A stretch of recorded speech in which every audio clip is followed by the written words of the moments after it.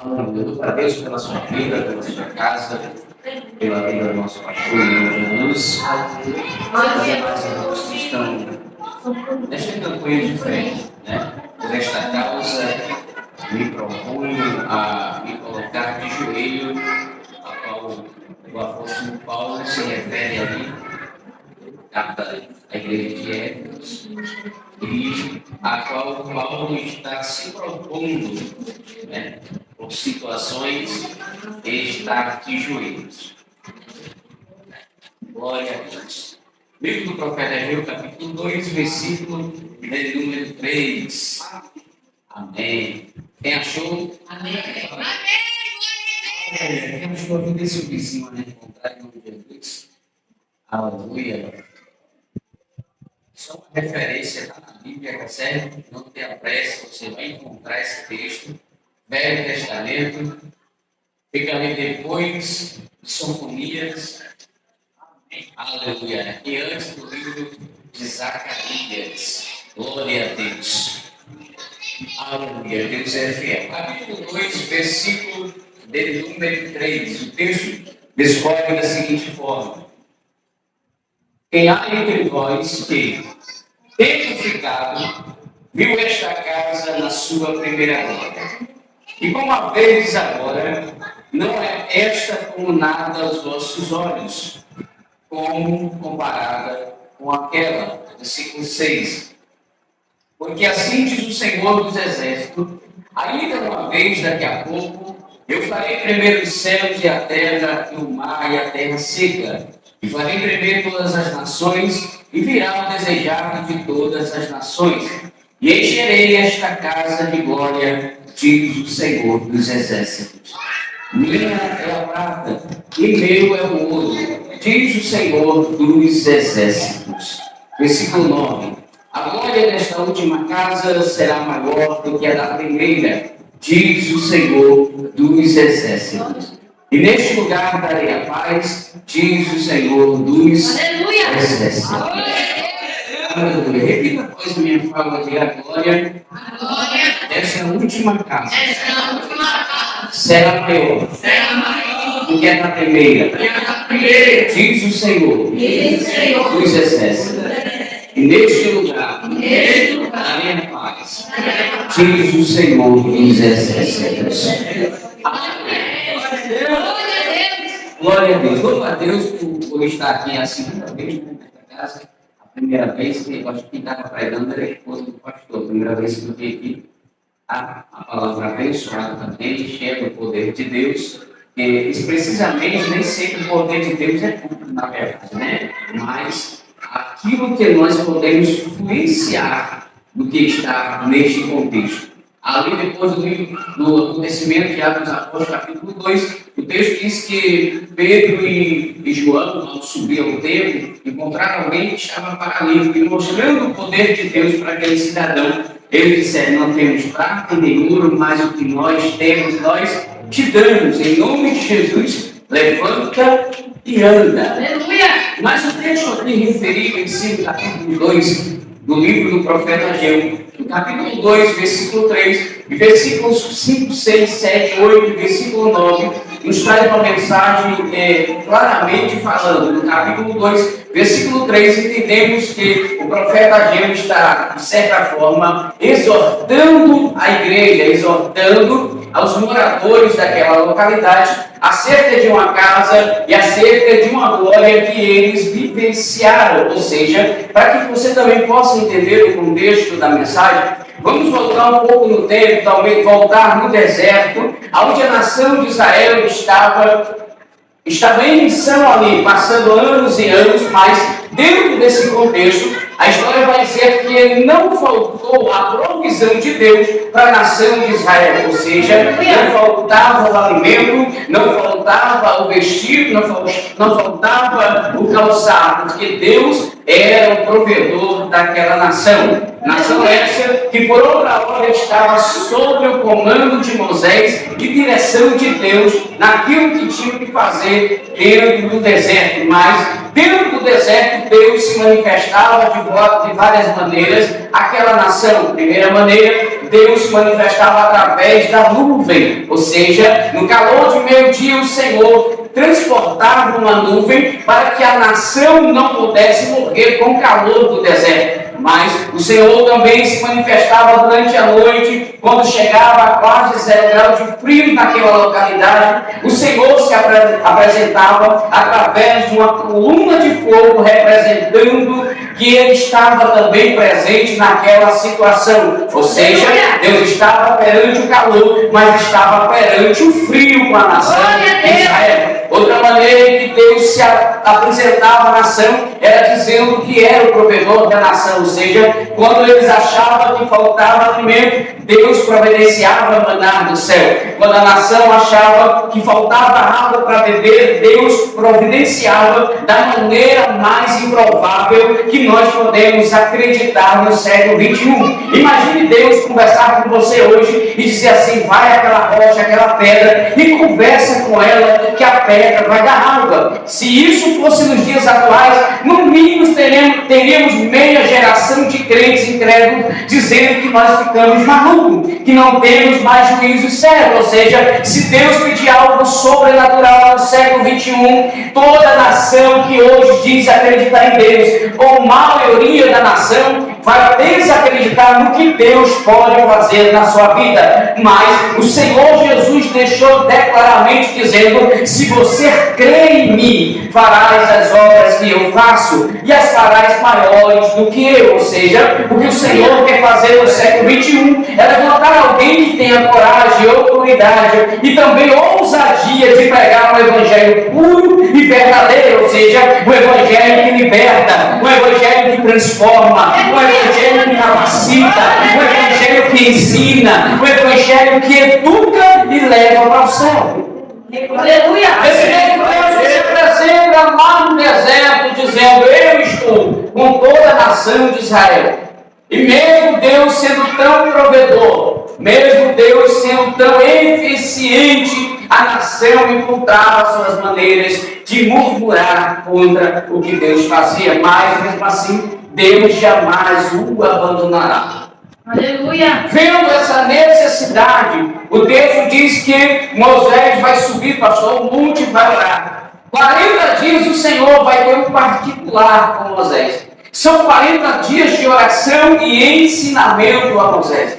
Aqui eu pego uma lição de vida que Deus, para fazer o universo e tudo que há sobre a terra e tudo que é ser vivente, toda a planta vivente, o Senhor precisou de 6 dias para colocar em prática a sua criação e está em evidência. Mas para o Senhor ensinar a Moisés daquilo que ele traria à terra, ele precisou de 40 dias. 40 dias depois, Moisés vai descer do monte e vai trazer à luz de Israel algo sobrenatural. Ele vai trazer o desenho daquilo que ele pôde vivenciar. Ele vai trazer o tabernáculo para a terra. O tabernáculo representando, de certa forma, quando Jesus também vai entrar no templo, mas o tabernáculo o qual Deus dará a Moisés, representando que ele estaria mais presente do que nunca perto da nação de Israel. Então o Senhor vai determinar, esquadriar de que forma seria o tabernáculo. Dessa forma o tabernáculo seria dividido em 3 partes. A primeira parte, a segunda e a terceira. Seria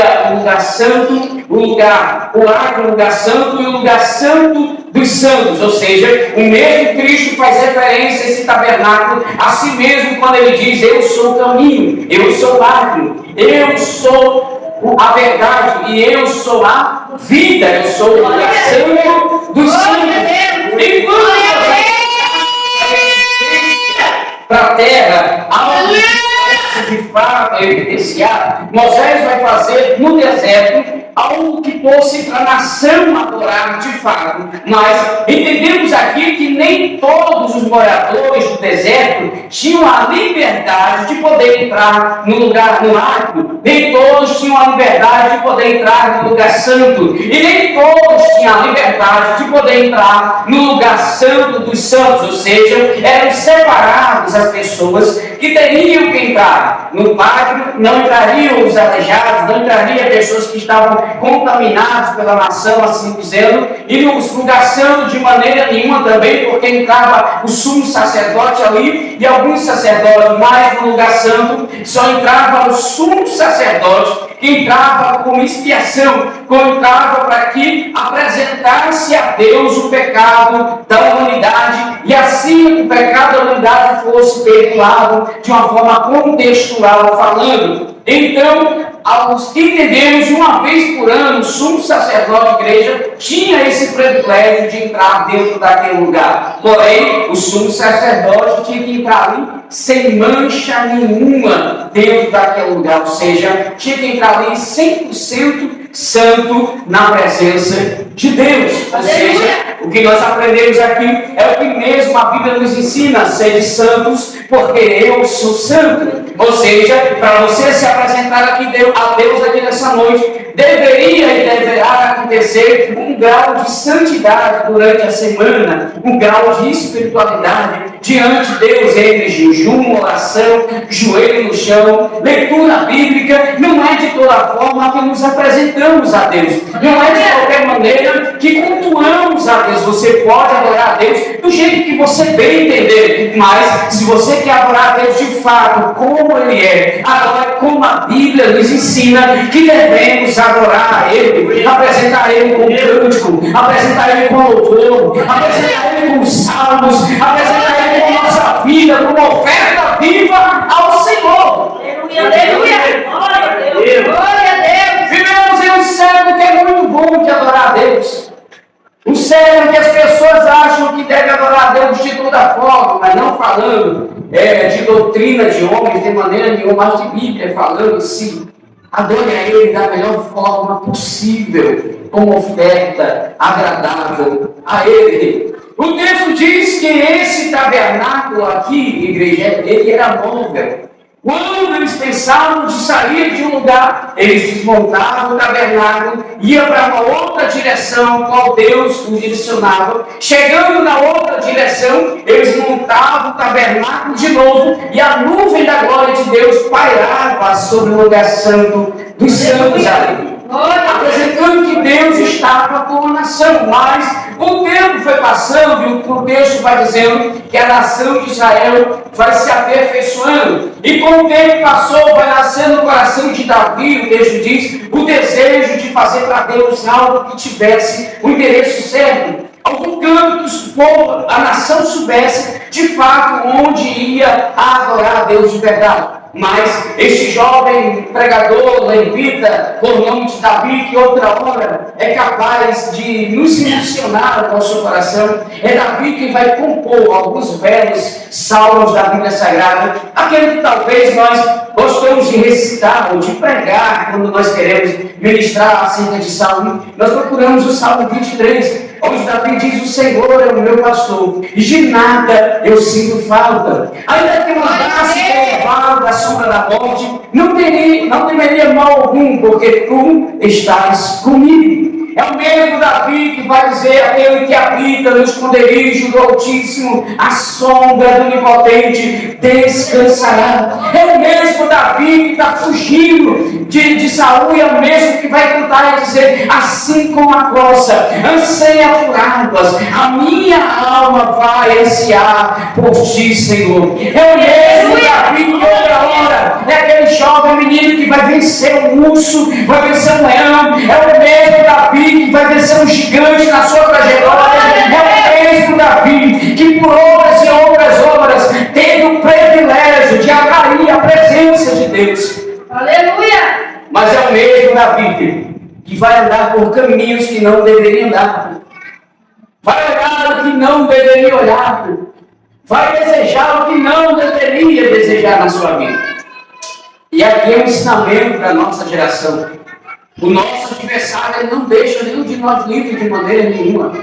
Quando nós achamos que estamos fortes, porque estamos cheios de poder, porque somos os pentecostais, como diz a história, né? Somos melhor do que todo mundo, é porque o óleo acontece, é porque eu prego e Deus salva, é porque eu prego e Ele batiza, é porque eu prego e Ele enche do Espírito Santo. É nesse momento que nós nos encontramos fortes, que o Senhor diz: você está fraco ainda. Glória a Deus. Mas naquele momento que você está querendo desistir, que o Senhor está dizendo, diga ao fraco, eu sou forte. Glória a Deus. É nesse momento que o Senhor está nos ensinando. E que Davi se achava que era e que podia fazer o que ele desejasse. Ele vai pecar, não só contra ele, mas contra Deus. E todo pecado tem as suas consequências. Quer seja ele pequeno para você ou grande, ou não, para Deus não faz diferença. Pecado é pecado, independente da forma que você fez, é pecado. Se mentiu, é pecado. Se roubou, é pecado. Tudo que você fizer que vai contra a vontade de Deus, em desobediência a Deus, terá a sua consequência. Aleluia. E assim como Davi não foi diferente, ele tenta esconder o seu pecado. E Deus envia um profeta à casa de Davi. E o profeta chega manso. O profeta poderia chegar pastor bravo, né? Você pecou, Davi! Você errou! Ele chega e diz, não, Davi, vim te visitar. O rei de Israel deveria ter olhado para ele e disse assim, senta aqui, profeta, vamos tomar um café. Sente na minha mesa, o banquete está preparado. E o profeta, calmo, ele olha para Davi e diz, eu vou te contar uma história, Davi, nessa tarde. O servo Senhor e o servo servidor. Ele criava uma ovelha. Ele criava como se fosse um filho para ele, foi crescendo. Mas um dia alguém vem visitar o seu Senhor. E o seu Senhor vai arrebatar do seu servo a sua ovelha e vai matar. O que nós vamos fazer com alguém assim, Davi? Davi vai dizer, vamos matar ele. Me diga quem é ele. E nós vamos resolver o problema. E o profeta vai dizer, foi você, Davi. Foi você que fez isso. E quando Davi vê que não pode mais esconder o pecado de ninguém, ele confessa o seu pecado. Mas ele diz assim, Senhor, tira tudo o que tens de mim, mas não tira o teu Espírito Santo. Aleluia. Glória a Deus. Davi diz, tira tudo, Senhor, o que o Senhor quiser. O que o Senhor fazer, ele pode fazer, mas não tira o teu Espírito Santo. Davi vai perder o privilégio de fazer para Deus aquilo que ele sonhava, aquilo que ele acreditava. Davi sonhou madrugadas e madrugadas em fazer para Deus algo, um local onde ele pudesse de fato adorar a Deus de verdade. Ele teve o privilégio na história, e o texto vai dizer mais à frente que Davi vai entregar o seu reinado ao seu filho Salomão. Salomão, menino de idade ainda menos avançada, ele entrega a Salomão. E Salomão, quando assume o reinado de Davi, ele assume o reinado falido. Davi entrega o reinado destruído de fato.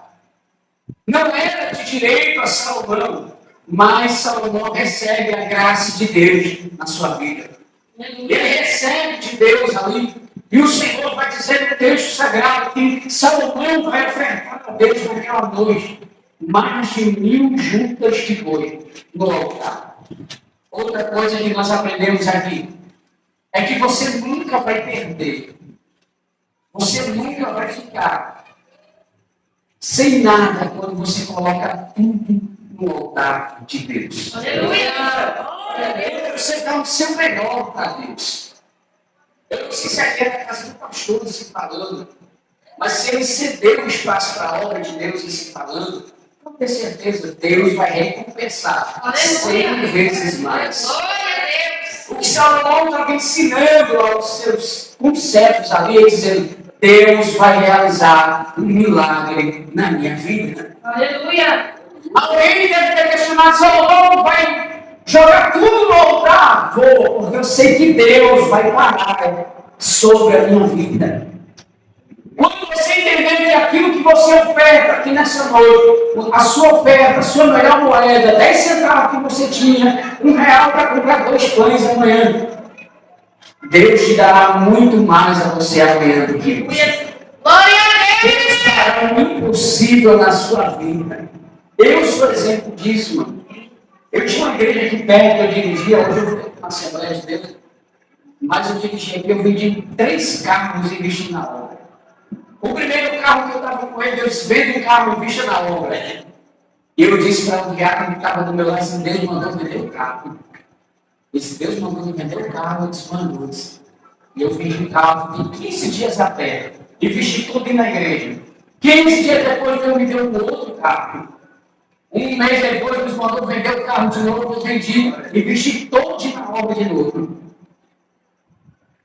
Fiz isso com 3 carros que Deus mandou. Glória a Deus. Em menos de um ano, pastor, eu tive 12 carros passaram na minha mão. 12 carros diferentes passaram na minha mão. E eu não comprei fiado, não, eu comprei à vista. Glória a Deus. Comprei à vista. Para quem não tinha uma bicicleta quando chegou na igreja, não tinha uma cadeira para sentar na igreja, aluguei a igreja pela fé, na pandemia, não tinha culto. Em um ano, Deus fez um reboliço ali. Glória a Deus. Mas eu entendo que há coisas que Deus está nos ensinando e há coisas que Deus tem chamado para a vida inteira. Aleluia. Deus tem um chamado para a sua vida. Deus tem um chamado de levita. Deus tem um chamado de pregador. Deus tem um chamado de pastor da sua igreja. Deus tem um chamado de missionário. Deus tem um chamado de evangelista. Quem é evangelista e não é chamado para pastor, não adianta. Não vai ser pastor, foi chamado para ser evangelista. Se você foi chamado para ser levita, você vai passar a sua vida inteira adorando a Deus. E se alegre por isso. Aleluia. Não adianta acreditar numa função que não é sua. Não vai dar certo. E eu entendi ali. Entendi o que Salomão fez. Salomão pegou tudo e ofertou no altar de Deus. Aqui o produtor da história diz que pela madrugada o Senhor aparece a Salomão. E diz assim, Salomão, pede o que queres e eu vou te dar. Glória a Deus. Aleluia. O texto vai dizer, a igreja de Salomão vai dizer assim, Senhor, eu quero graça e sabedoria. O Senhor vai dizer, Salomão, para que você precisa de graça e sabedoria na sua vida? E Salomão vai dizer assim, ó, Senhor, eu preciso entrar, mas eu preciso sair do meio do teu povo. O Salomão está nos ensinando, geração, jovens, eu posso dizer, só tem jovens nessa igreja, o mais velho deve ser eu, e o pastor, eu sou mais novo, pastor, você nem que idade tem, mas eu sou mais novo. Mas o que Deus está me ensinando para a nossa geração essa que muitas das vezes não pensa, não tem um futuro certo, porque é uma geração que talvez não esteja enquadrada no contexto histórico, né? Mas é uma lição de vida. O Salomão está dizendo, você precisa entrar, mas você precisa sair. Quando nós viajamos bastante, nós sempre vamos... No mês de casal eu estive em Goiás, quando eu fui em Goiás, eu preciso entrar dentro daquele estado. Eu preciso atuar de uma forma eficácia, porque se eu não precisar voltar ao estado de Goiás e não tiver uma boa referência, nunca mais eu preciso lá. Se eu entrar dentro de uma empresa para trabalhar e sair por mais referência, nunca mais eu volto àquela empresa. Nunca mais vou querer me contratar de volta da vida. Então, o que Salomão está nos ensinando para você que está aqui hoje? Sirva a Jesus aqui com alegria. Aleluia. Você sabe que amanhã você precisa se ausentar dessa igreja e talvez você queira congregar em outra igreja, mas um dia talvez você pense em voltar. O pastor vai dizer, pode vir, estou te esperando de braço aberto. Você já pensou se você pensa em ir para uma outra igreja e vai o pastor de lá pedir referência tua e o pastor daqui? Irmão, aquele crente nem ora em nome de Jesus. Aquele crente está dando para demais em nome de Jesus. E aí, como é que tu fica, irmão? Então, sirva a Jesus com alegria. Sirva a Jesus aqui com alegria. Se for na Assembleia de Deus, sirva a Jesus com alegria na Assembleia de Deus. Se for na Igreja de Cristo, na Universal, seja onde for, sirva a Ele com alegria. Independente da universidade, sirva Ele com alegria. Mas eu quero chegar onde eu estou querendo falar do profeta. Salomão vai fazer para Deus, igreja, um tabernáculo.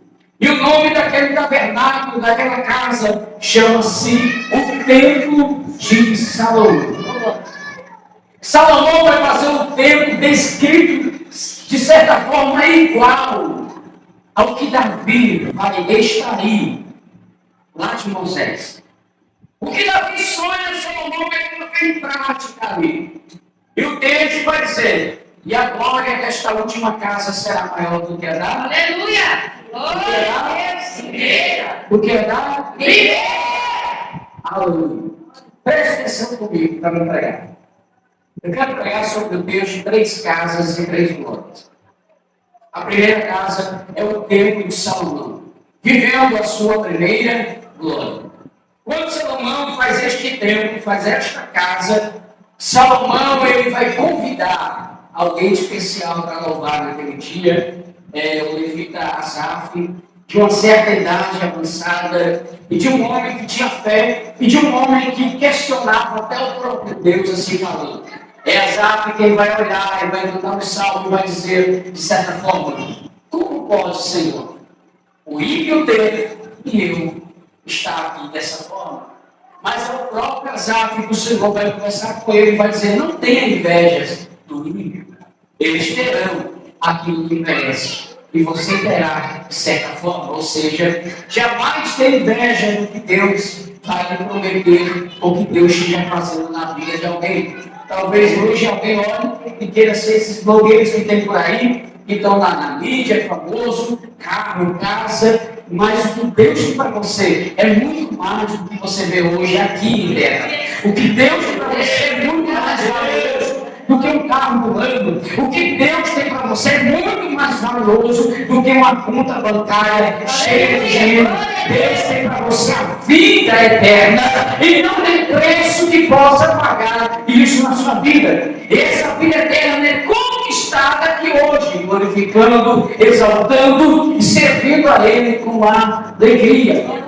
Pois bem, o texto vai dizer que naquele dia da inauguração do templo de Salomão, o texto vai dizer que Salomão termina de orar, cai fogo do céu, consome o holocausto, a glória de Deus se manifesta ali. E segundo o contexto histórico, vai nos dizer, não diz a Bíblia, mas a história diz que o profeta Ageu estava do lado de fora do templo, quando não tem uma idade adequada para estar. E ele vê a glória de Deus se apresentando ali. Ele vê a glória de Deus ali se manifestando naquele lugar. Os sacerdotes caindo de joelho. E ele vê Deus trazer a sua presença para aqueles sacerdotes naquele dia. Ou seja, a glória de Deus encheu o templo de Salomão. A primeira glória sacudiu a estrutura daquele lugar. Quem estava ali ficou maravilhado, ficou perplexo do que pôde sentir de fato a presença de Deus na sua vida. Aleluia. Mas o tempo vai passando, igreja, e a história vai dizer que o Império Babilônico vai invadir Jerusalém. A história vai dizer que Nabucodonosor vai entrar dentro de Jerusalém, vai saquear Jerusalém, vai destruir os muros de Jerusalém, vai arrancar, queimar os portões e vai levar cativo os meninos intelectuais à Babilônia. São 70 anos vivendo em Babilônia. 70 anos em que nós passamos a viver coisas que nós, dentro de uma prova, talvez fosse difícil, mas é no cativeiro que Deus levanta o Ezequiel da vida. É no cativeiro que Deus levanta da vida. É no cativeiro que Deus levanta o Jeremias da vida, mesmo que esteja chorando, mesmo que esteja questionando. É em meio ao cativeiro que Deus levanta alguém e diz assim: até quando, Senhor? Gritarei eu e não me escutarás. Mas é dentro do cativeiro que alguém vai dizer: aviva a tua obra no meio dos anos. E no meio dos anos, Senhor, faz a tua obra ser reconhecida. Aleluia! Glória a Deus! Ele nasceu dentro do cativeiro, pastor, e vê Deus fazer tantas e tantas coisas maravilhosas ali. Ele vê o Ezequiel da vida entrar dentro do rio. Ele vê o Ezequiel da vida descer e subir, glorificando a Deus. E é esse mesmo profeta Ageu que o texto vai dizer que anos depois, 50 mil pessoas, 50 mil exilados, são voltados a Jerusalém para construir o templo de Salomão e as suas moradias. Se ele entra ali, provisoriamente falando aqui no texto, digamos que o menino Ageu entrou ali por volta de seus 15, 16 anos de idade, talvez, que ele não tinha maturidade. 70 anos se passou. Temos um jovem menino de 80 anos de idade agora. Um senhor de idade. Um senhor que viu Deus fazer fora e dentro do cativeiro. Agora ele vê uma nação que outra hora deveria estar alegre, porque está em Jerusalém glorificando a Deus. Ele vê uma nação que começou a construir um templo, que estavam alegres em construir, mas ele vê uma nação se entristecer. Ele vê uma nação abandonar o templo. Ele vê uma nação que outra hora esteve na glória da primeira casa, ficar triste e abandonar a casa de Deus. 19 anos depois, Deus levanta o menino Ageu novamente. Ele olha para o templo que está mal reconstruído. E ele faz uma pergunta para a nação. E diz assim: quem dentre vós viu este templo na sua primeira glória? A profecia de Ageu é física aqui, porque ele aponta, ele direciona para algo. Ele diz: quem viu este templo na sua primeira glória? Ele faz uma pergunta e outros anciões de dia, outros com mais de 60 anos de idade, vai dizer assim: eu vi, eu estava naquele dia, eu vivenciei aquela glória, eu estava lá, eu senti o poder de Deus na minha vida. Glória a Deus! Ele faz uma pergunta e diz: como é que você vê agora? Alguém vai olhar, mas você vai dizer assim: tem nada a ver. Não se parece mais. Não é a mesma.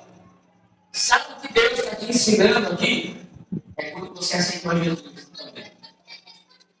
Você era um fogo puro como diz na receta. Era 5 horas da manhã na igreja, 3 horas da tarde, 6 da noite. Não marcava a Bíblia Sagrada. Mas os anos se passaram e agora, mal você pega na Bíblia. 24 horas conectado, mas não com Deus. É conectado com o vizinho, com o amigo, com alguém da escola, com o seu trabalho. O seu tempo diminuiu para Deus, aumentou para o mundo, mas para Deus se diminuiu. Não se lê mais com a Bíblia. Deus está perguntando: você lembra como você era anos atrás? E como você é agora? Você lembra que você estava com uma hora de joelho? Agora, quantos minutos você aguenta? Quando eu entrei aqui, passou a primeira vez, eu lembrei da primeira igreja que eu congreguei, que não tinha pé, não tinha parede, era só o piso. Era menor que isso aqui, era 4 metros quadrados a igreja, mas no dia que ela ficou bela, aquele anos atrás a gente saltava, gritava, falava em línguas, era batizado, Deus salvava. Anos depois, ninguém queria dar glória a Deus mais. Não dizendo que a igreja não pode ficar bonita, ela deve ficar bonita, mas a igreja que é você também deve ficar mais bela ainda na presença de Deus.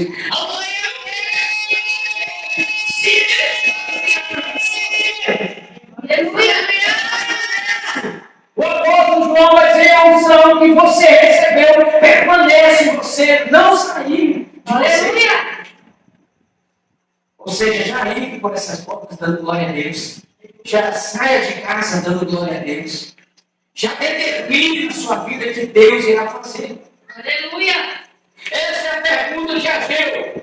Como veres agora? E eles veem que não tem nada a ver. Não tem parede de ouro, não tem porta de prata. E ele diz: não é nada aos vossos olhos. Não tem nada a ver a você. Por isso abandonaram. Só que o que eu acho bonito, como eu falei, 3 casas e 3 bolas para você comer. Ele sai no capítulo 2, versículo 3, e entra no versículo 6, só que o versículo 6 é como se fosse, ou de fato é, uma profecia escatológica. Por quê? O que ele diz? Já não é ele falando, mas é Deus tomando a sua fala. A sua fala é: quem viu este tempo? Como você vê? Quem viu a glória? E como você a sente agora? Mas o versículo 6 não é mais ele questionando, é o próprio Deus falando com a nação. Porque Deus toma a boca do profeta e o profeta vai dizer assim: ó, pois assim diz o Senhor. Quando ele diz assim diz o Senhor, ele está dizendo assim, quem diz sou eu, Achei. Mas quem diz é o Senhor. E é uma profecia não para o tempo em que ele está vivendo, mas se você analisar, é uma profecia do futuro. Porque assim diz o Senhor dos exércitos: uma vez e daqui a pouco eu farei tremer os céus e a terra. Aleluia! Glória a Deus! Não é a mesma, se você analisar no capítulo 2, versículo 3, ele fala do tempo de Salomão, mas no versículo 6 é o Senhor que toma o menino Ageu de profecia. E eu quero sair do contexto que eu estou a entrar na segunda casa. A primeira casa é o templo de Salomão, para que você entenda. A primeira casa, igreja, é o templo de Salomão. Diga o templo de Salomão. Só quem já diga o templo de Salomão. A segunda casa que eu quero trazer à sua memória, eu vou resumir. O texto vai dizer que essa segunda casa, ele não tem o privilégio que você tem. Essa segunda casa não tem uma maternidade esperando por ele. Essa segunda casa não tem um berço esperando por ele. Não tem arrumação de um berço. Não tem ninguém aguardando de fato. Escolhendo um lugar. Não tinha lugar para ele. Arrumaram um lugar para ele. Essa segunda casa viveu a sua primeira glória. A história diz que veio os magos do Oriente visitar e traz alguns presentes para ele. Ao momento que esses magos se encontram com ele, o texto diz que no céu há uma festividade. Há um coral celestial louvando no céu, dizendo: Hosana nas alturas e paz aos homens de boa vontade. A segunda casa que eu estou falando vai aparecer no tempo aos 8 dias de nascido. Vai sair de cena e vai aparecer aos 40 dias de nascido de novo, para se cumprir o que está escrito. Essa segunda casa vai sumir no contexto, pastor, e vai aparecer aos 12 anos de idade. Aos 12 anos de idade estavam no templo ensinando os sacerdotes. E os sacerdotes estão questionando, dizendo: tudo que nós perguntamos, ele nos responde. Mas o que nós perguntamos, nós não sabemos responder. O texto vai dizer que essa segunda casa, vivendo a sua primeira glória, Deus aparece no texto e vai aparecer quase aos 30 ou os 30 anos de idade no Rio Jordão. No Rio Jordão, o seu primo está pregando, dizendo: raça de víboras, quem vos ensinou a fugir da ira de Deus? Esse João Batista que está pregando no Rio Jordão é o mesmo que vai levantar a sua mão e a sua voz e vai olhar para esta casa e vai dizer: eis o Cordeiro que tira o pecado do mundo. Aleluia! Essa mesma casa, vivendo a sua primeira glória, pastor, vai ser batizado ali mesmo. João dizendo: eu não posso te batizar. Ele diz: mas você tem que me batizar.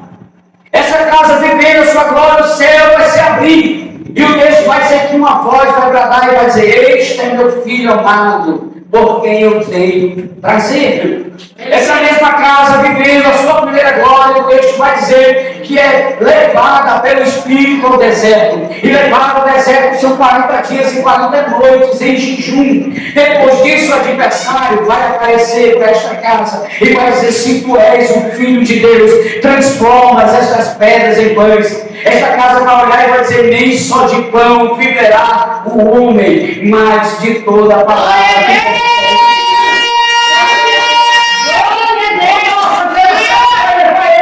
mais alto, vai dizer: lança-te daqui, porque está escrito escrito lá no Salmo 91, aos seus anjos dará ordem a teu respeito, para que você não tropeces, mas acolherá em seus braços. Ele vai dizer: não aguentarás o Senhor, teu Deus, está escrito. Aleluia. O nosso adversário vai levar Jesus a lugares mais altos, vai dizer assim, ó, tudo isso te darei. Ele apresenta todos os reinos, a glória, tudo isso te darei, se você se prostrar e me adorar. E essa casa, vivendo a sua primeira glória, vai dizer: somente ao Senhor Deus adorará, e somente a Ele prestará tudo de louvor e adoração. Aleluia. E aqui começa a segunda casa. Ele vai a um casamento, vai chegar ao casamento, ele está de boa lá, o texto vai dizer que acabou o vinho. A mãe dele disse: filho, o vinho acabou. E ele disse: o que é que eu tenho a ver com isso? Eu não fiz festa.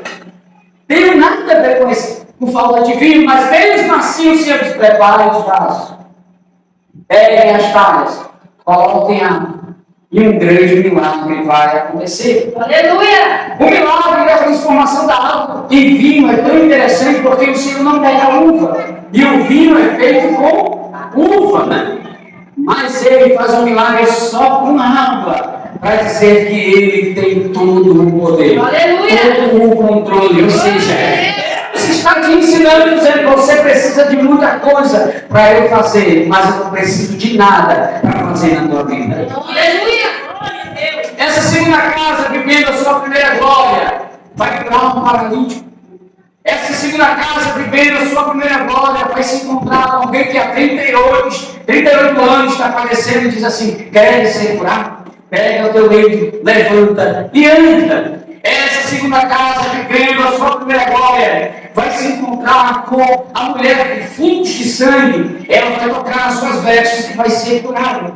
Do outro lado, a glória da segunda casa, dispensa os discípulos, vão, entrem no barco. Horas mais tarde, na calada da madrugada, lá vem a segunda casa, vivendo a sua primeira glória, quebrando a lei da física e da gravidade. Lá vem ele andando sobre as águas, pisando sobre as águas. E alguém diz: se és tu, me mande ter contigo também. E ele diz: vem, Pedro, sobre as águas. Não só ele tem poder de andar, mas como ele oferta para quem quer quebrar a lei da gravidade. Ou seja, Deus te convida a viver um milagre vivo na sua vida e na sua história. Deus te convida nessa noite a viver a glória da segunda casa na sua vida de fato. A segunda casa, vivendo assim com a sua primeira glória. Alguém diz assim: diga para ele que o seu amigo está enfermo. Alguém chega e diz: ei, Jesus, Lázaro está doente. Mandaram te avisar. E o Senhor diz: tá bom, muito obrigado. Diga lá que essa enfermidade não é morte. Quando o entregador de mensagem vai chegar, Lázaro já está começando a pegar. Quando dizer para alguém que já é falecido, dizer: essa doença aí não é para morte, não. Foi o mestre que falou. Para alguém que já está morto. Ou alguém chegar e dizer: olha, Jesus disse que a enfermidade não é para a morte. E a casa se alegrar. E 2 dias depois alguém faleceu. Como que não fica Jesus nessa história? Ele disse que não era para a morte, mas só que Deus diz as maneiras de trabalhar, nós que não entendemos como ele fala. Às vezes, Senhor diz: eu vou te levantar, e você pensa que é ontem, mas é daqui a 1 ano, 2 anos, 3 anos. Ele diz: eu vou fazer na tua vida. Aí você quer que seja ontem, mas ele tem o tempo dele. O Senhor estava dizendo para Marco, dizendo: não é no seu tempo, não é na sua vontade, não é no seu querer. Eu vou no dia que eu quero, na hora que eu quero, eu faço na hora que eu quero, no momento que eu quiser fazer. Aleluia. Não é na sua vontade, não é no seu querer, não é no nosso braço. Deus me ensinou isso aqui. Eu aprendi que não é como a gente quer. Se fosse pela vontade, você nem estava vontade. O príncipe estava feio, cerâmica da melhor qualidade. Mas não é do nosso tempo. Eu pensei que era no meu tempo, quando eu aprendi. Eu fiz certas coisas na minha força de vontade. Mas não foi, Deus sentou te ensinando. Deus está me capacitando. Ele é teimoso, pastor. Uma vez eu estava na porta da igreja, apareceu um missionário assim, eu fui também, para Jesus se trouxe. Eu disse assim, não se preocupe não, você vai ficar cuidando. Você não foi chamado para criar. Eu estou ensinando, vou levar você para fora. E na hora eu disse assim, não é Deus falando. Se Deus disse que havia outra. Mas a gente fala, que isso, irmão? Porque assim, a gente quer do jeito, pastor, mas Deus quer de outra forma. Glória a Deus, é verdade. Aí você está sonhando alguma coisa para você, mas Deus está sonhando algo muito maior para você. Glória a Deus aqui hoje. Acredite em Deus aqui, eu acredito que Deus vai levantar aqui nesse lugar. Futuros pastores, pregadores, missionários, homens intelectuais, donos de empresas, empresários, porque Deus pode fazer. Glória a Deus. Assim como Deus fez comigo, vai fazer com você. Aleluia. 4 dias depois, o pastor Jesus aparece lá. A multidão chorando, cidade chorando, alguém acreditando, vamos esperar, o Espírito está rodeando aí, vai que entra no corpo. Havia uma mitologia que o Espírito rondava 3 dias para entrar no corpo de novo. Jesus disse, eu vou chegar depois de 4. 4 dias depois o Senhor aparece e diz, retire a pedra. Alguém diz, Senhor, já chega mal. Não tem mais oportunidade, Senhor. Tire a pedra. Jesus estava esperando para ver se era. Jesus foi dizer assim, pedra, saia do meio. E a pedra sairia. Ele era Deus. Ele faria o que ele quisesse fazer. Se ele der aqui em cima de uma torre do barco e diz, vento, mar, se atente, se acalme. E assim aconteceu, porque Jesus não diria, a pedra, saia daí. E a pedra não sairia. Ele queria ver se tinha um cidadão no meio daquela multidão que teria inteligência de poder mover a pedra. Aleluia. Eles movam a pedra. Faça alguma coisa. Mais uma vez, Jesus está nos ensinando na primeira glória, dizendo há coisas que eu posso fazer. Glória a Deus. Há coisas que você que tem que fazer. Aleluia. Ele está dizendo, eu posso fazer o aleijado andar, mas você tem que orar, acredite. Eu posso ainda ressuscitar, mas eu quero te usar para dar um outro ressuscitar. Aleluia. Há milagres que ele vai fazer, há milagres que é você que tem que orar. Glória a Deus. Aprenda isso. Não fique na sua casa deitado, se não quer trabalhar para Jesus, né? É o mesmo que dizer, Deus ele pode salvar? Pode, mas ele quer que você vá atrás do pecado. Aleluia. Ele quer que você vá pregar o evangelho. Se ele não quisesse que fosse você, mandava os anjos, mandava outra pessoa, mas ele quer que seja você. Ele quer que você seja a ferramenta principal deste século aqui. Ele quer que através da sua vida aconteça um milagre, aconteça prodígios, maravilhas, mas é você que tem que pagar um alto preço. E Jesus vivendo a sua primeira glória, o texto vai dizer que ele é traído por 30 moedas de prata. A segunda casa vivendo a primeira glória é chicoteado, é cuspido em sua face. 460 cortes sobre o seu corpo. Uma coroa de espinho deram para ele. Deram uma cruz de madeira e fizeram ele andar pela via dolorosa. Depois disso, crucificaram ele no meio de 12 ladrões. Vivendo a primeira glória. Vivendo a primeira glória, ele foi sepultado. Passou 3 dias no seio da terra. Ele ressuscitou. Apareceu. Passou 40 dias com os discípulos. Em 40 dias, Jesus fez coisas que parecem ser inimagináveis.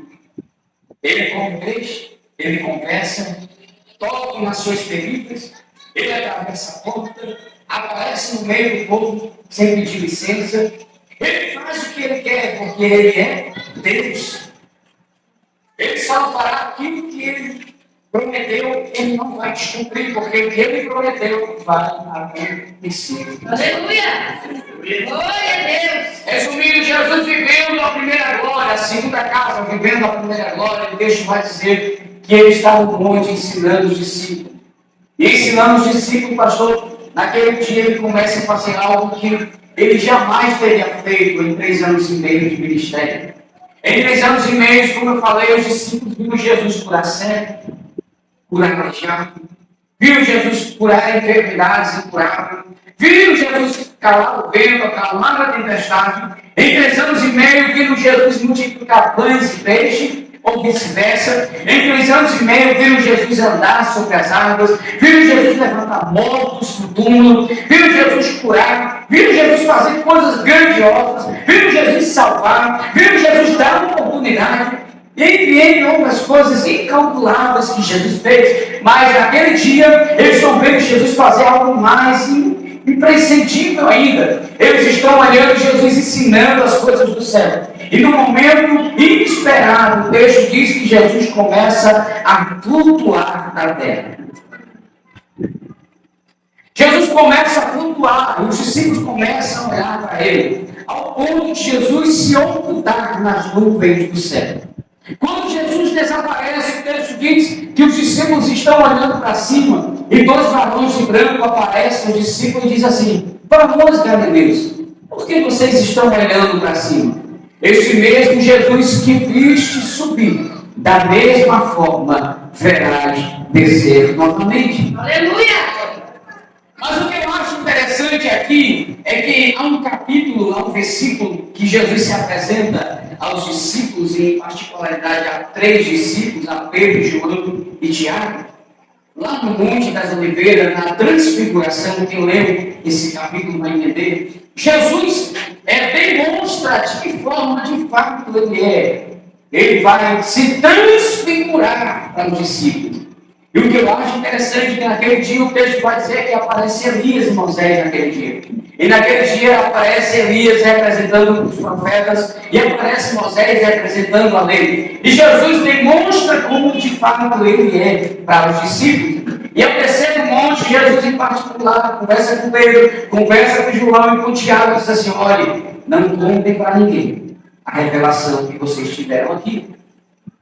Senhor, posso contar para Deus? Não conte para ninguém. Guarde para vocês, até que eu vá embora. Essa mensagem fica no coração de Pedro, Tiago e João. O que eles viram ali não podiam falar para ninguém. Era um segredo entre Deus e eles 3 e mais ninguém naquele dia. E o que eu acho interessante é que o texto vai dizer assim: ó, este mesmo Jesus que fez subir da mesma forma verás descer. É o que o texto diz. Aleluia! Esse dia a gente teve uma polêmica lá na igreja que nós congregamos na escola dominical, porque nós perguntamos: Jesus ressuscitou em um corpo glorificado ou não? Porque este corpo que Jesus ressuscita tem feridas. E ele disse para Tomé: pastor, toca nas minhas feridas, né? Só que esse corpo que Jesus aparece é um corpo que ele atravessa a porta. O outro corpo que ele dá é um corpo que ele anda sobre as águas, quebrando a lei da física. Esse corpo ele atravessa a porta, pastor. Esse corpo ele flutua na terra e sobe. E eu disse assim: eu acredito que ninguém subirá aos céus se não for um corpo glorificado. Só que depois que a gente analisa um pouco, a gente entende, eu disse assim: por que, Senhor? Por que João vai falar que o Senhor é de uma forma e nós vemos de outra? E eu entendi que o Senhor também quis me dizer, eu entendi que, de certa forma, o corpo que Jesus aparece é o corpo que nós vamos ter de forma física. É a nossa forma natural. Um corpo glorificado, você vai entender, vou já finalizar. Nosso corpo, a glória que Jesus de fato é o que ele apresenta aos 3 discípulos lá no monte da transfiguração. Ele mostra para João como de fato ele é. Jesus sobe na sua primeira glória. Há um texto lá em Salmos que vai dizer assim, que quando ele está chegando, o anjo diz assim: quem és tu? Ele diz: eu sou o Senhor dos exércitos.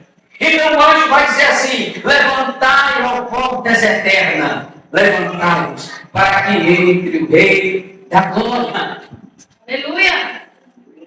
Agora você vai entender, 5 minutos eu finalizo, pastor. Não vai dar para chegar lá na terceira casa, mas eu vou resumir.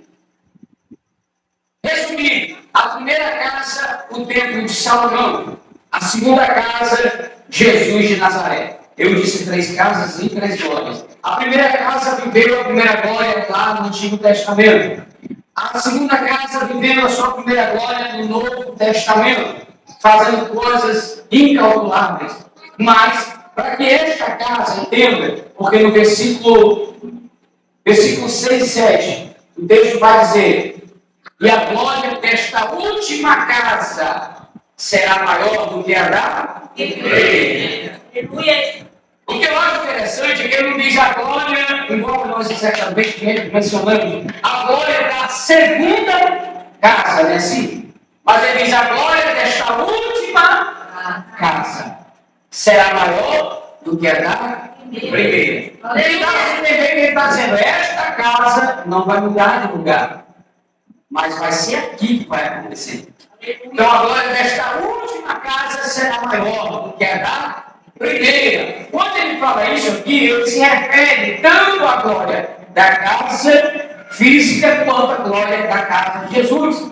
Aí você vai entender o que o texto vai dizer, preste atenção. Para que isso aconteça, pastor, alguns fatos na história têm que acontecer. Primeiro fato: o templo de Salomão tem que ser reconstruído de novo.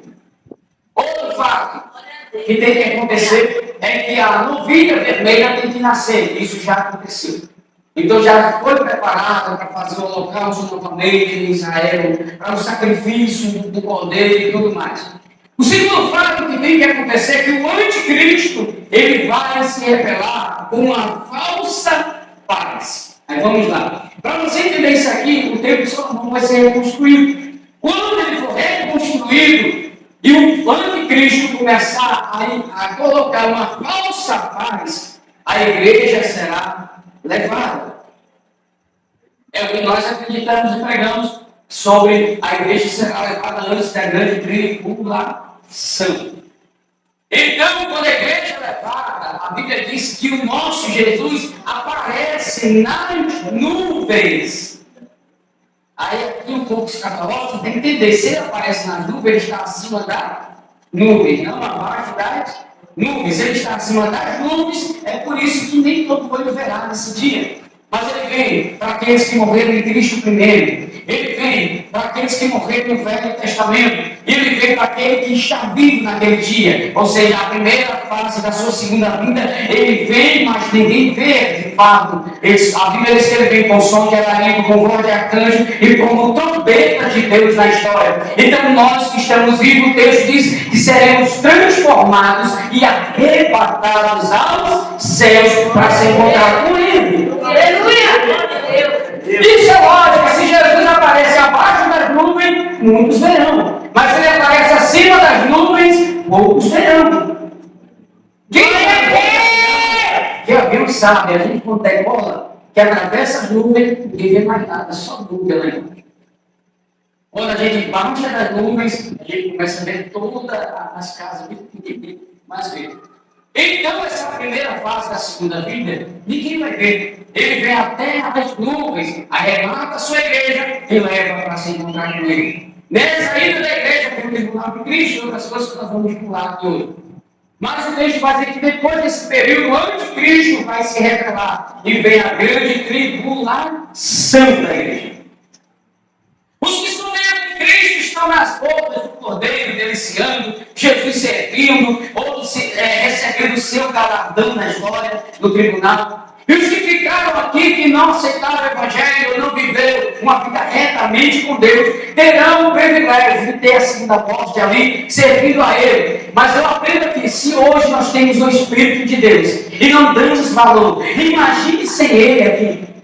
Se com o Espírito Santo de Deus, pastor, é difícil orar, é difícil adorar. O pastor pede para a gente fazer algo, a gente não quer fazer. Ele pede para limpar a igreja, a gente não quer limpar. Às vezes limpa de má vontade, às vezes adora de má vontade, fica um ensaio de má vontade, parece que vê a força aos trancos e empurrando a igreja.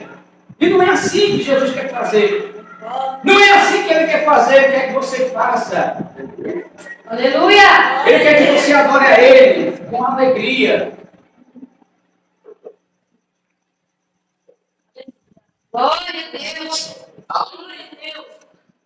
Então, quando vem a grande tribulação, aí o texto vai dizer que antes de viesse a grande tribulação, o texto diz que todas as nações se voltarão contra Jerusalém, para destruir Jerusalém.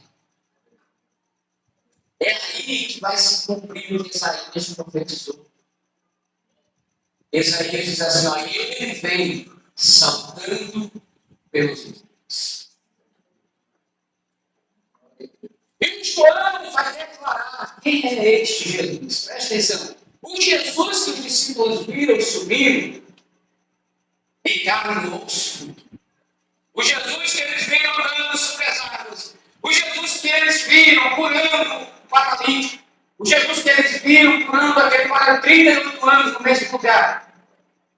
É o Jesus que João vai declarar lá no livro de Apocalipse. É o mesmo Jesus que vem até as nuvens, mas nem todo olho vê.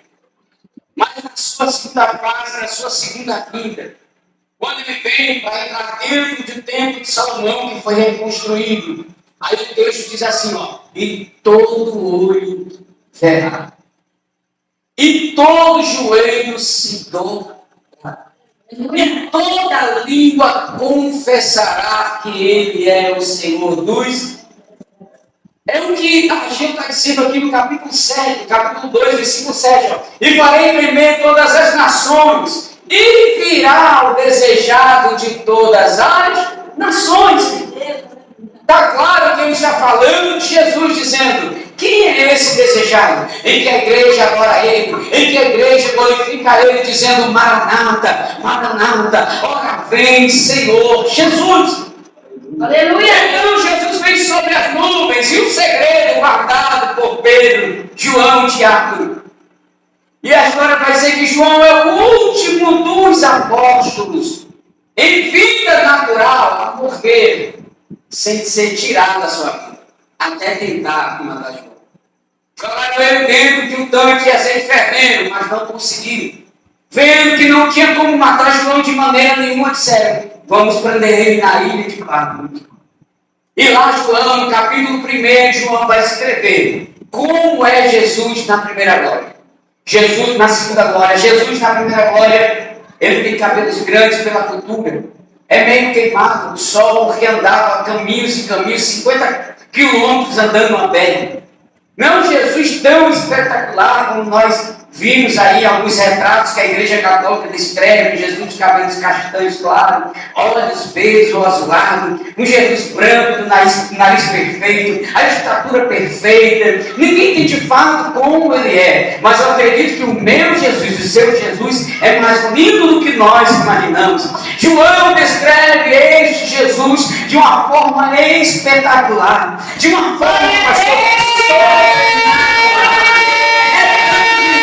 só sabemos quem é Jesus de fato, porque João descreveu que ele é. Porque se Jesus vier do jeito que a Igreja Católica diz que ele é de fato, nós o veríamos de fato e vamos acreditar na mesma hora. Mas o meu Jesus, o texto diz assim, e Jesus na glória da sua segunda casa, ele vem, os seus cabelos são brancos como a lã branca, os seus pés como latão reluzente na fornalha, as suas vestes são brancas. Ele diz que a sua voz é como o som de muitas águas, é como voz de trovão. Da sua garganta sai uma espada afiada em 2 gumes. E o texto vai dizer que ele tem um cinturão de ouro, vem sentado em um cavalo branco, na volta da harmonia de João. Ele vem com 7 santos ao selado, ou seja, a igreja do arrebatamento vem com ele dizendo: Santo, Santo é o Senhor dos exércitos. Mas tudo isso é informação para a igreja. Aleluia, Jesus.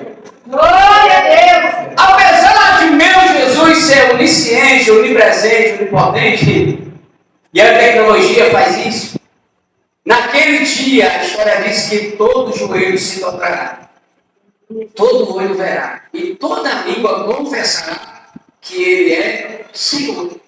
Aleluia. Só que Ele não veio para o Brasil, não, igreja. Bem queria que Ele viesse para cá, lá em Jesus, na terra brasileira. Ele vai para Israel. A promessa foi dada a ele, Israel. Só que Israel não quis. Não quis porque alguém disse que ele traria o cavalo branco. Jesus entra em um jumento para estar aqui. Então, esse não é o meu Jesus. O meu Cristo que veio libertar a gente não veio de jumento. O meu Cristo não anda bem. O meu Cristo não vai morrer numa cruz de maneira nenhuma. Esse é o Cristo que Israel não esperava. Mas o Cristo que Israel espera, e que eu espero, e que você espera, e que todo olho verá, identificará e confessará, é aquele Cristo que sobre a sua coxa, na sua coxa, no manto que está na sua coxa, está escrito Rei dos Reis e Senhor. Essa escrita nos identifica porque ela é especial. Essa escrita estava escrita sobre a cruz de Jesus naquele dia. Ele é o Rei dos Judeus. Ou seja, mais essa escrita aqui está dizendo, ele não é só Rei dos Judeus, ele é Rei de toda a humanidade, de todo ser vivente que confessa ele como Salvador. Glória a Deus. Jesus na sua segunda glória. Para finalizar, a terceira casa, somos nós. Somos casas e moradas do tempo e tempo do Espírito Santo. Funciona, igreja? Sim. Se você não entender, você procura no final do culto dizer, opa, não foi nada. Procure o pastor de pastor, esse pregador aí falou, é assim que temos de fazer. Consulta o teu pastor depois do culto. Consulta a tua Bíblia. Se você estiver padrão dentro da Bíblia, ninguém vai chegar nada. Conheça essa palavra e ela vos liberta. Aleluia.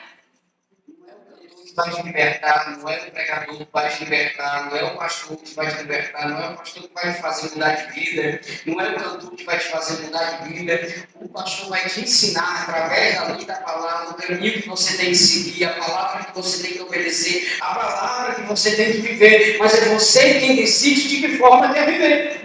Glória a Deus. Se me define hoje, eu quero ir para o céu, glória a Deus, aleluia, passa por onde? Eu quero ir para o inferno, pastor, vai com Deus.